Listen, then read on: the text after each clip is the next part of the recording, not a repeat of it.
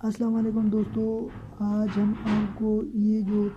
5 پن والی چھوٹی ریلے جو زیادہ تر سرکٹ میں استعمال ہوتی ہے اس کی کنیکشن کے بارے میں بتائیں گے کہ یہ ریلے کس طرح ایکٹیویٹ ہوتی ہے اور یہ ریلے کام کیا کرتی ہے۔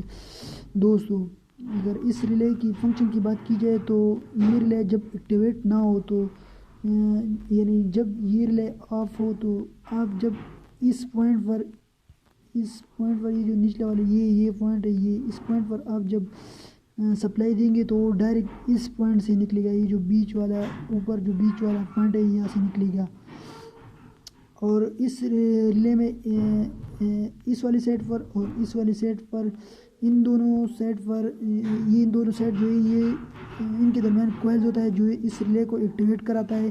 جب ان دونوں ریلے کو ان دونوں میں ایک کو پازیٹیو سپلائی اور دوسرے کو نیگیٹیو سپلائی دی جائے تو یہ ریلے ایکٹیویٹ ہوتی ہے، اور پھر ایکٹیویٹ ہونے کے بعد یہ ریلے اس پوائنٹ کو چھوڑ کر اس پوائنٹ کو پکڑتا ہے۔ تو جب یہ ریلے ایکٹیویٹ ہوتی ہے تو جب آپ اس پوائنٹ میں جو کرنٹ ہوتا ہے وہ اس پوائنٹ سے نکل جاتا ہے اور اس پوائنٹ کو یہ چھوڑ لیتا ہے۔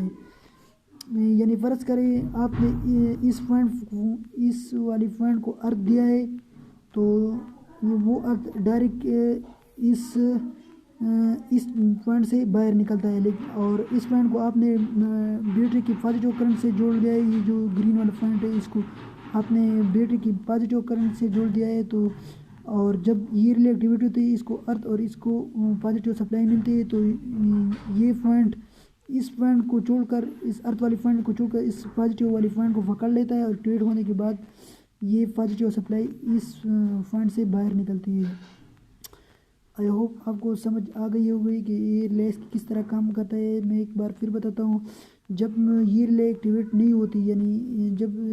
اس ریلے کو اس دونوں پوائنٹ کو ارتھ اور پازیٹیو سپلائی نہیں ملی ہوتی تو یہ ریلے جو ہے اس پوائنٹ پر جو ہوتا ہے چاہے وہ پازیٹیو سپلائی ہو یا ارتھ کی سپلائی وہ اس پوائنٹ سے نکلتی ہے، لیکن جب اس کو ارتھ اور اس کو پازیٹیو یا اس کو ارتھ اور اس کو پازیٹیو سپلائی ملتی ہے تو یہ ریلے ایکٹیویٹ ہوتی ہے،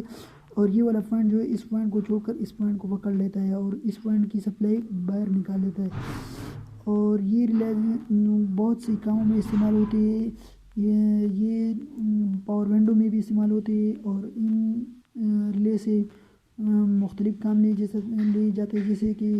آٹو فولڈنگ سرکٹ بھی اس سے بنایا جاتا ہے۔ جو آٹو فولڈنگ میرر نہیں ہوتا، جو سائڈ میرر ہوتے ہیں ان کی آٹو فولڈنگ کا سرکٹ بھی ان ریلوں کی مدد سے بنایا جا سکتا ہے، اور یہ ریلے ان ریلوں سے جو ہے سینٹر لاک کی سرکٹ بھی بنائی جاتی ہے۔ انشاءاللہ جب ہم ان پر ویڈیو بنائیں گے تو آپ کو پھر سمجھ آ جائے گی کہ یہ ریلے کس طرح کام کرتی ہے۔ ابھی کے لیے بس اتنا ہے کہ یہ ریلے ایکٹیویٹ نہیں ہوتی تو اس پوائنٹ پر جو سپلائی ہوتی ہے وہ اس پوائنٹ